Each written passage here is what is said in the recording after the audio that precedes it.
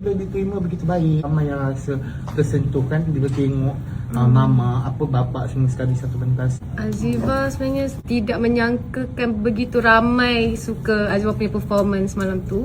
Rasa Aziva tak bagi yang terbaik pun malam tu, tapi ramai sangat suka, so Aziva bersyukur sangat. Pasti tak sangka lah yang Aziva mampu membuat orang sebab dan mampu menyampaikan message itu, dan Aziva bersyukur sangat ramai orang enjoy lah performance Aziva. Alhamdulillah, thank you tau semua. Dan sebab itulah juga I memenangi manager paling perform.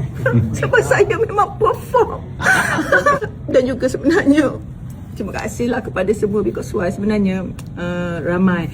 I tengok tu ada sampai 400, 500 komen yang macam muji lah maknya saya dengan Amin, ikatan kekeluargaan. Dan honestly cakap I dengan Amin sebenarnya daripada dulu sampai sekarang saya tak ada apa-apa masalah. Dan disebabkan performance malam tu dia sanggup membantu anak, saya halalkan apa sahaja kesalahan Amin. Hal-hal yang lepas Amin dengan saya halalkan untuk Amin. Sebab dia membantu, sanggup membantu saya. Saya suruh anak call, tanya Amin sanggup tak, because nak memperkenalkan dia anak Amin kan, dia pandai main gitar. So Alhamdulillah disebab bantuannya saya halalkan segala dosa dia yang lepas dengan saya.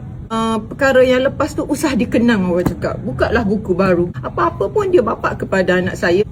Yelah, saya faham setengah orang bila dah cerai memang tak boleh tengok muka, everything apa semua, bergaduh apa semua. Masing-masing ada sebab tersendiri. Tapi saya, macam saya cakap tadi, saya halalkan semua antara dosa Amin dengan saya. Antara dosa dia dengan saya, dosa dia dengan Allah saya tak campur lah.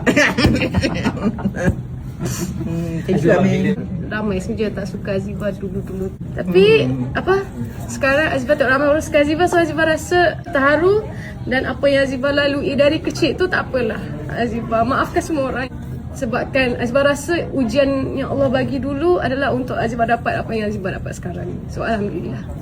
So Datuk, bila tengok anak you makin popular sekarang, you as a mother and also a manager kan, apa perasaan? Alhamdulillah, because why? Masa dia balik daripada Australia tu sebenarnya dah lama saya paksa dia untuk menyanyi dan juga berlakon. Saya tahu dia ada suara yang bagus, dia boleh menyanyi dan dia ada rupa. Saya producer, saya pergi mana-mana pun saya tak boleh tengok orang handsome, orang cantik, mesti saya panggil untuk datang audition. So itulah yang saya buat dengan anak saya. So bila dia balik daripada Australia tu, dia cakap dia nak menyanyi, dia nak berlakon. Saya pun terus wow, okay, let's go for it. Bila masuk talk to my manager ni, maknanya jalan pantas untuk dia, orang kata mencipta nama kan. Masuk musim tamu pun dia dah boom. Alhamdulillah, thank you so much.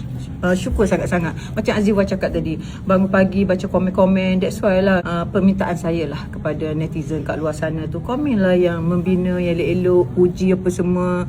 Because why, dengan komen tu lah membuat artis rasa macam lagi bersemangat, lagi happy untuk meneruskan episod yang akan datang. Macam tu tolong sangat.